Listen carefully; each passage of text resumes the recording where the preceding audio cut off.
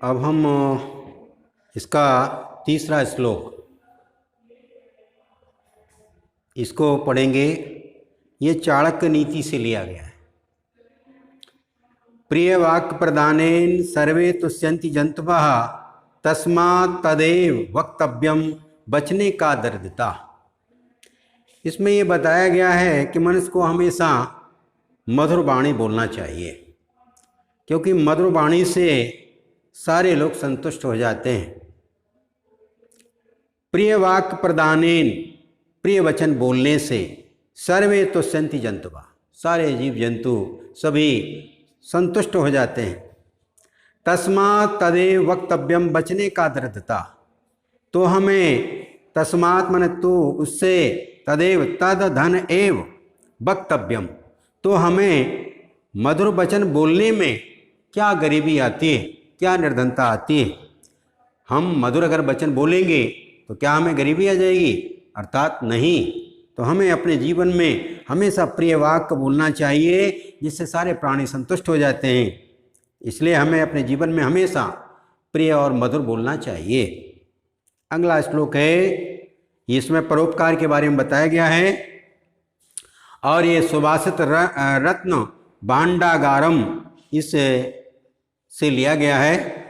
इसमें बताया गया है, पिबन्ति नद्या स्वयमेव नाम्भा स्वयं न खादन्ति फलानि वृक्षा न दन्ति सस्य खलु वारिवाहा परोपकाराय सताम विभूतया।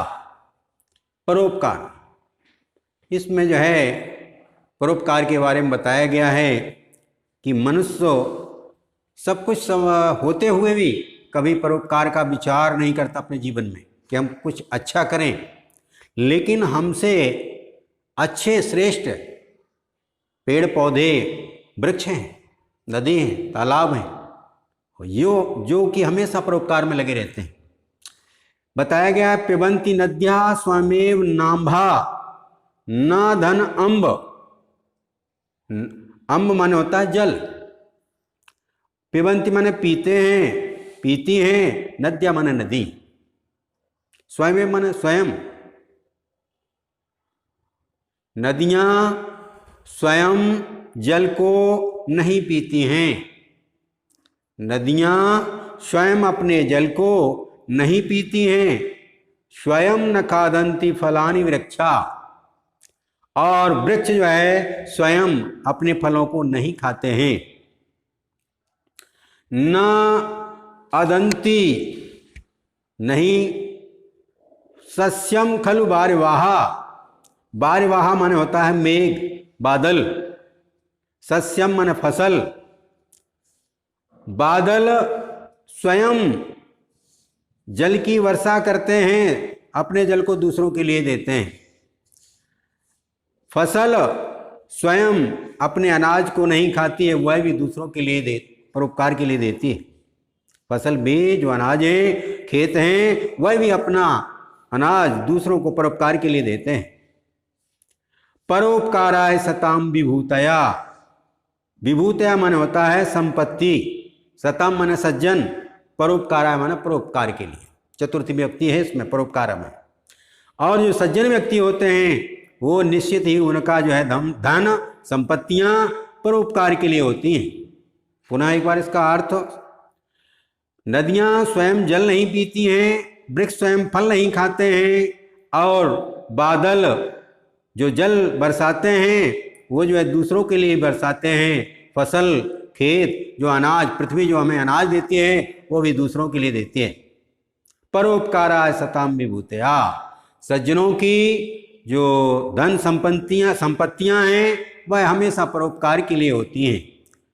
इस प्रकार से हमें भी अपना जीवन परोपकार में लगा करके और यश अर्जन करना चाहिए।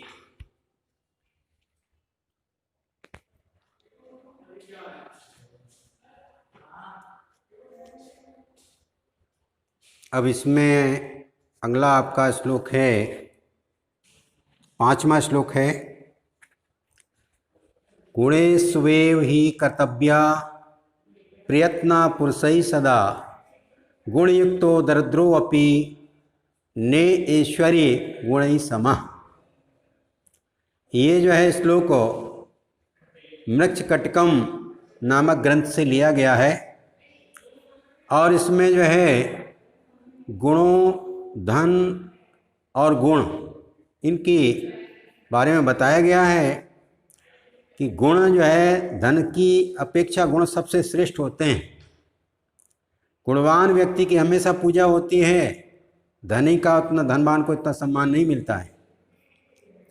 बताया गया है मनुष्य का गुणस्वेव ही कर्तव्या प्रयत्न पुरुष ही सदा।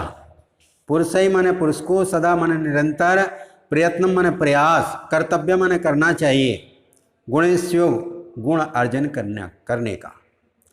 मनुष्य को सदा गुणों को ग्रहण करने में ही प्रयत्न करना चाहिए, हमेशा अच्छे गुणों को सीखने के लिए प्रयास करना चाहिए, क्योंकि गुणयुक्तो दरिद्रो अपि, क्योंकि संसार में गुणों से युक्त निर्धन व्यक्ति भी न ऐश्वर्य गुणै समः, ऐश्वर्य माने होता है धनवान, गुणै समः यानी संसार में गुणों से युक्त निर्धन व्यक्ति भी गुणों से हीन धन व्यक्तियों से बढ़कर होता है। अर्थात गुणहीन निर्धन व्यक्ति ही उससे श्रेष्ठ होता है। किससे? धनवान से। क्योंकि धनवान के पास धन है, धन हमारे अनेक सुविधाएं सुख दे सकता है, लेकिन गुण हमारे आत्मा का, हमेशा हमारे शरीर को अच्छा आत्म सुख देते हैं। इसलिए गुणवान होना बहुत आवश्यक है।